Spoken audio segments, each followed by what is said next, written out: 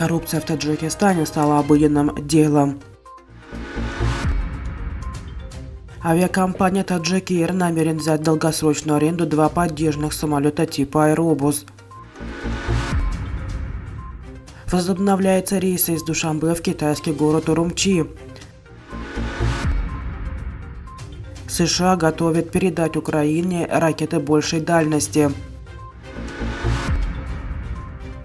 Во Франции около 2,8 человек приняли участие против пенсионной демонстрации. Коррупция в Таджикистане стала обыденным делом, считают эксперты международной неправительственной организации Transparency International. Власти Таджикистана не проводят необходимые реформы, чтобы искоренить коррупцию. Работа судебных органов и правоохранительных структур остается непрозрачной, говорится в опубликованном 30 января докладе международной неправительственной организации. Реакция властей Таджикистана на новый доклад Transparency International пока не последовала. Индекс восприятия коррупции оценивается в 180 странах. За основу берутся опросы в деловых кругах и среди экспертов. Аналитики в новом докладе отмечают, что авторитарные страны все чаще используют коррупцию как инструмент внешней политики для воздействия на демократические страны.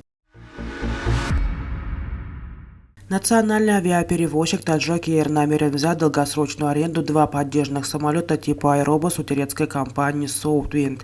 Представители агентства гражданской авиации сообщили об этом 1 февраля на пресс-конференции в Душанбе. По словам представителя агентства, это предложение передано премьер-министру Таджикистана Кахиру Расулзода, который также возглавляет наблюдательный совет Таджик Эйр, созданный правительством страны в 2018 году для улучшения финансового состояния авиакомпании. Авиакомпания Таджик Эйр в начале 2019 года прекратила полеты и передала свои рейсы компании Somon Air. С 8 февраля возобновятся рейсы из Душанбе в китайский город Урумчи. Выполнять их будет авиакомпания Somon Air, сообщил сегодня журналистам генеральный директор авиакомпании Абдулкасым Валиев. Сначала раз в неделю, а в начале марта ожидается 2 рейса в неделю, сообщил он на пресс-конференции. Напомним, что вчера таджикские грузовики после 3-летнего запрета впервые пересекли границу Китая. С 2020 года грузовые машины на территорию Китая не пропускали. Контейнеры с грузами до границы доставлялись китайским транспортом, после чего загружались на таджикский транспорт. Соединенные Штаты готовят пакет военной помощи Украине на сумму $2,2 миллиарда, в который впервые войдут ракеты большей дальности, а также другие боеприпасы и вооружение, сообщает Рейтер со ссылкой на источники. Позднее агентство уточнило, что речь идет о самонаводящихся ракетах ГЛСДБ, дальность действия которых составляет 150 километров. Разработку вели компании Boeing и Saab Group. Оружие запускается из ракетных комплексов типа РСЗО М-270 и «Химарс». С начала российских военных действий в Украине США выделили Киеву $26,7 миллиардов на помощь в области безопасности. С июня прошлого года Соединенные Штаты поставили украинским силам 20 пусковых установок реактивных систем залпового огня «Химарс» и боекомплекты к ним. Для «Химарс» на Украине поставляются ракеты ГМЛРС со спутниковой системой наведения, которые могут поражать цели на дальности до 80 километров.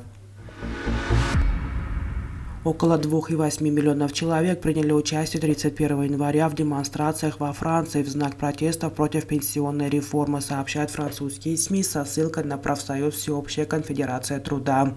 При этом в МВД Франции оценили количество участников более чем в 2 раза меньше – в 1,2 миллиона человек, сообщает BBC. Французские СМИ отмечают, что в целом в этот раз участников акции было больше, чем во время первых манифестаций 19 января. Тогда власти Франции заявляли, что в акциях участвовало 1 миллион человек, а профсоюза – 2 миллиона. Профсоюзы призвали протестующих выйти на новые акции протеста 7 и 11 февраля. По данным СГТ, в Париже на улицы вышли 500 тысяч человек. В свою очередь в полиции французской столицы отмечали, что на демонстрации собралось менее 100 тысяч человек. По данным БФМ ТВ, в Париже полиция применила против протестующих слезоточивый газ. Это произошло после того, как толпа стала забрасывать полицейских различными предметами. О планах повышения минимального пенсионного возраста до 64 лет с 2030 года официально сообщалось в начале января. Вспыхнувшие протесты не повлияют на проведение реформы, заявляли власти. Согласно опросу, в середине января более 2/3 французов, это 68%, были против повышения пенсионного возраста.